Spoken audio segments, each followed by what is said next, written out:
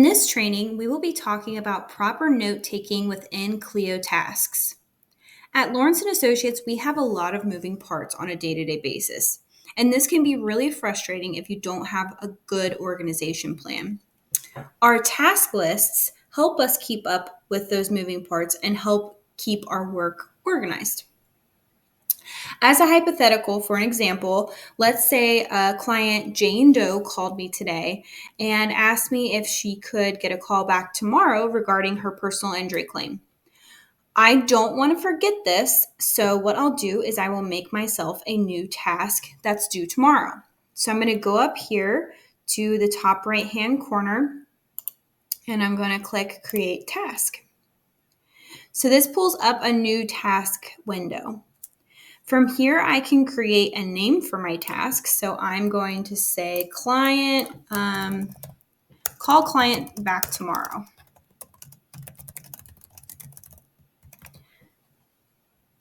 Your task name should be straightforward, something that grabs your attention but is straight to the point. Now we'll make a description. The first and most important part of writing your description is typing in your name and the date. So I'm going to put my name with my last initial and today's date. And that's got me set up to write my description. The reason why we put the date in there is because this gives you the exact date the task was first created. Clio, unfortunately, doesn't give you that information that's readily available, so we need to make sure we write it down. Without knowing the date that the task is created, we're not going to know the age of this task, so we got to make sure we put that in there. And then writing our name in there gives us the name of the person who first created the task. So in this case, it's myself.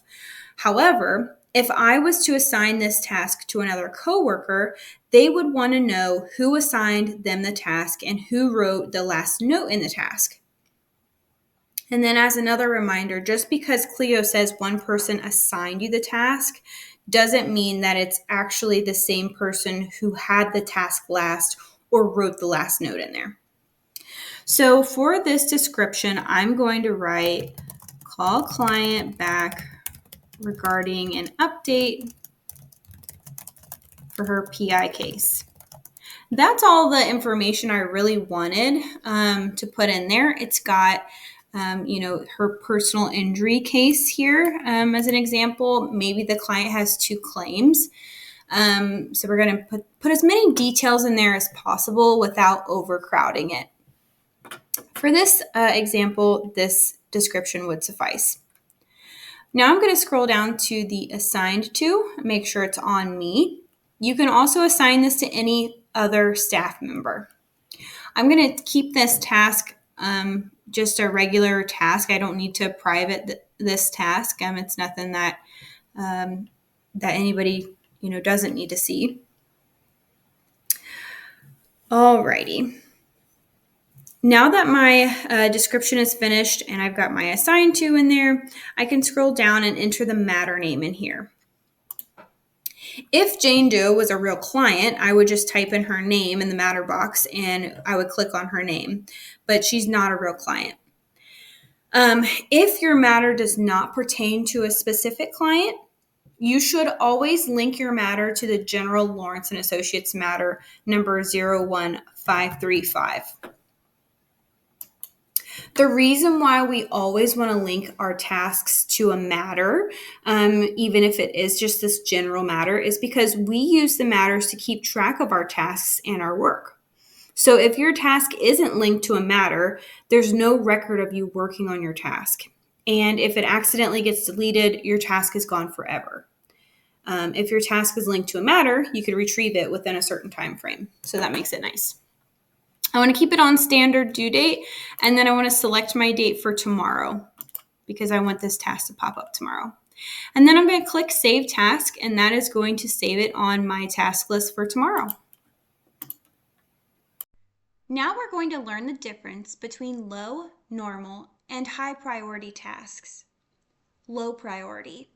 Marking a task as a low priority could mean this task is what we call a floating task. or one that never gets marked complete or won't get marked complete for a very long time. It could also mean this is a task that doesn't have a deadline. If you have a low priority red task, it's okay, but talk to your manager to see if you need to take a different approach to this low priority red task. Normal priority. A task marked as normal priority means this task has a deadline, but the deadline isn't necessarily on the day it's marked due by. If you work on the task, you can note what you've done, then push it to another date. This could mean pushing it out to the following day, or maybe the day you need to work on it next. Normal priority is the default priority of tasks in Clio. High priority. A task that's marked high priority should be taken seriously. This task needs to be completed on the day it was assigned to you. High priority tasks should never be pushed. Don't use the high priority option on a task unless the task needs to be completed by the end of the day it's due on. Reminder, you should never push a task out just because you're overwhelmed or have a lot of tasks assigned to you on your list. It's okay for a low or normal priority task to go red, as long as it's not red for too long. It's a good idea to keep your task list organized by priority and check on your task list multiple times throughout the day. It's always a good idea to look ahead a week or so in your task list.